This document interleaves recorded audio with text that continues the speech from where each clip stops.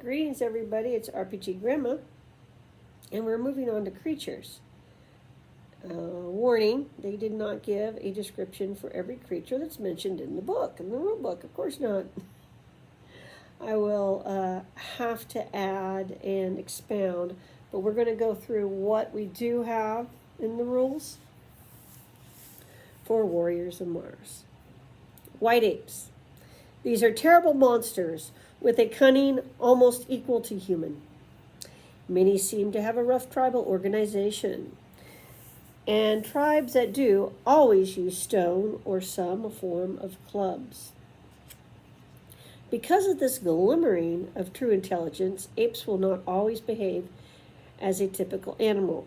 They infest the abandoned cities of Barsoom, and they are also found in many other places.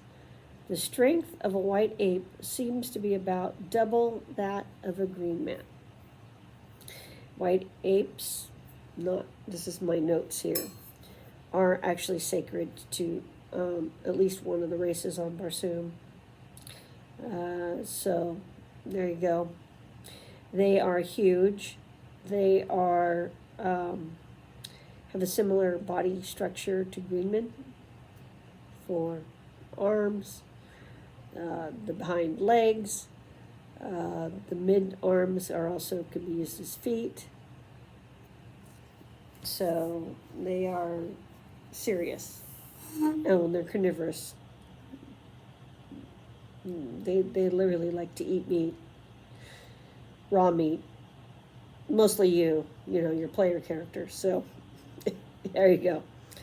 Darcenes. This is a generic name for a Martian reptile.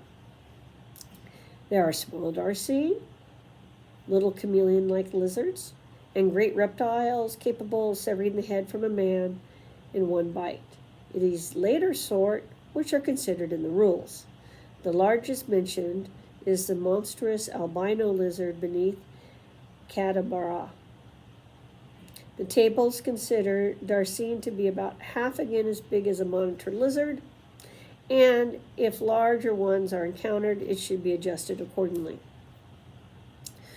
Now, like a lot of the animals on Barsoom, they have more than 4 legs. I mean, obviously you could use a toy lizard if you're doing like minis, or a dinosaur.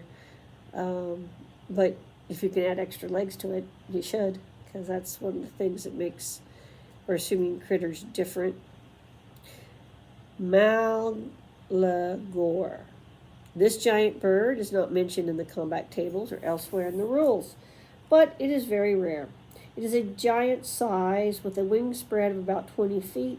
It can fly at the speed of about 60 miles per hour, carrying a passenger, and it can carry 2 persons with little loss of speed. They can fly all day without tiring, although they need a night to rest thereafter. They are hawk-like, and their disposition is quite ferocious. Now, I do think those, like the humans, only have like the 4 limbs, the 2 wings and the 2 feet, which makes them different, like the humans, and kind of not a norm in the box.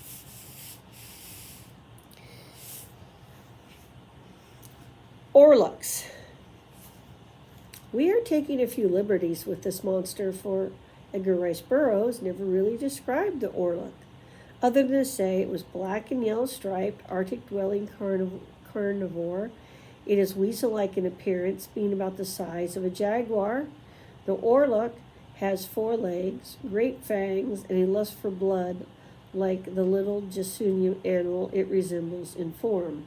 Although it has a keen sense of smell, it has rather weak eyes, or else it would be far more deadly than it is. Barsoomian Wolverine? The Wolverines, if you don't know, are in the weasel family.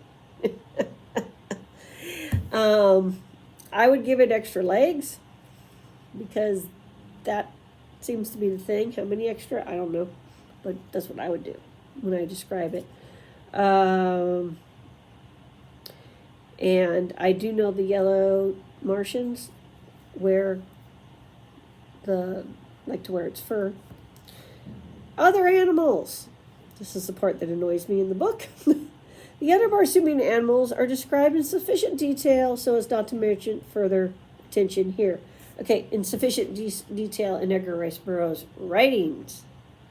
So again, you'd have to read the 11 novels. So let's see, some things they left out. Well, they left out the Apt, which is sacred to the Yellow Martians. And it's big. It's covered in white fur.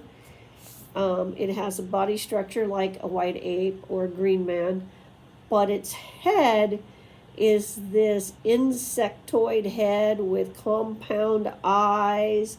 It has big mouth with teeth and the mandibles. All right.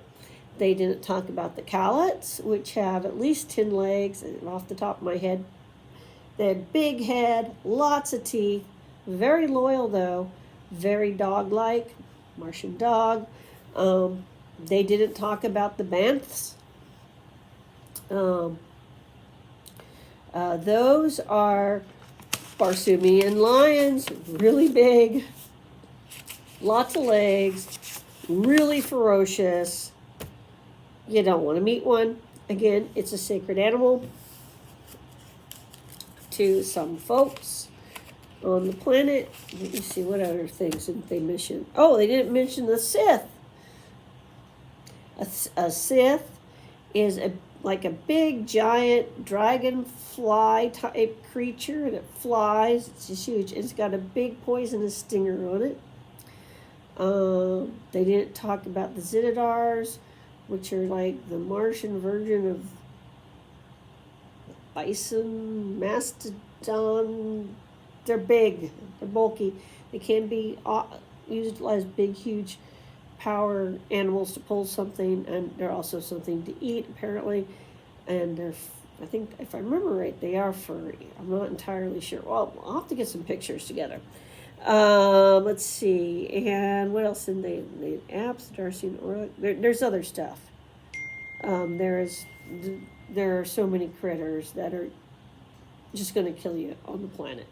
So now we're up to, I need to put videos together that are tables. I'm pretty sure that's where we're at now on these rules, so then you guys can see tables, put something together, hopefully, and hopefully it won't cut off the picture and all the other problems I have when I go to put slides together. That's why the slide movies are so funky. It doesn't matter what I do. The computer does weird things to the pictures. But that's where we're at. So everybody have a great day, and there will be more to come on Dying Mars. I may cover some critters from other authors that are interesting as we get going. But yes, there will continue to be a Mars series because the Mars literature is vast and wonderful, and there's so much you could do with it, especially the Dying Planet one. And you could, and how you want to play it. I mean, you're not a slave to how Edgar Rice Burroughs presented stuff, or in fact, any other author presented stuff.